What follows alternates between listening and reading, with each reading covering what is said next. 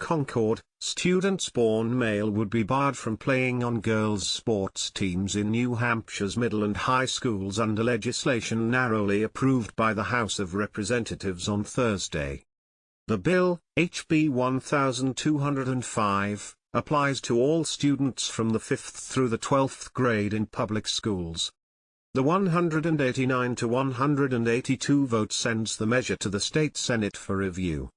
Representative Katie Petenell, R. Wolfboro, said the New Hampshire Interscholastic Athletic Association, NHA, was one of the first state sports bodies to adopt language allowing transgender girls to compete on girls' teams. The only recourse that displaced girls have is to file a lawsuit or quit a team. How is that fair to girls? She asked. We all want equal access to sports, but a girl should not be displaced by a boy on a team designated for girls.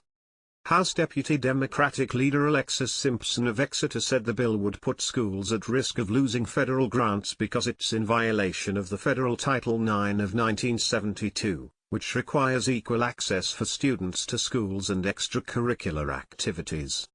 The bill requires the parents of students participating in sports to produce a birth certificate or other evidence that confirms the athlete's biological sex. Students may need to disrobe in front of public officials so they can participate in sports with their friends, Simpson said. She maintained no transgender athlete has gotten a college scholarship to compete in a girls' sport in America. This bill targets a small group of students, claiming there is a categorical advantage when there is not, Simpson said.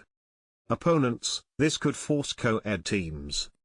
The legislation also could force many school districts to create co-ed sports teams for boys and girls to compete if they don't have a boys' team in a sport, such as field hockey or volleyball, she said.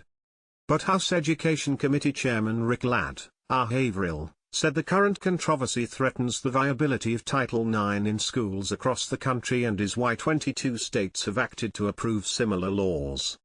The fact is males are stronger, faster and larger than average females, Ladd said. No House Democrats voted for the bill.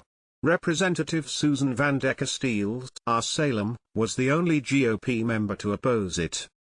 The measure does not apply to student eligibility on intramural teams designated as mixed or co-ed.